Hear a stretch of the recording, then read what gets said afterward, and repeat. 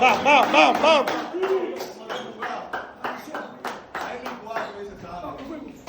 Vámonos. Ya cayó el primero, ya no hay tormento. Ya no hay tormento aquí.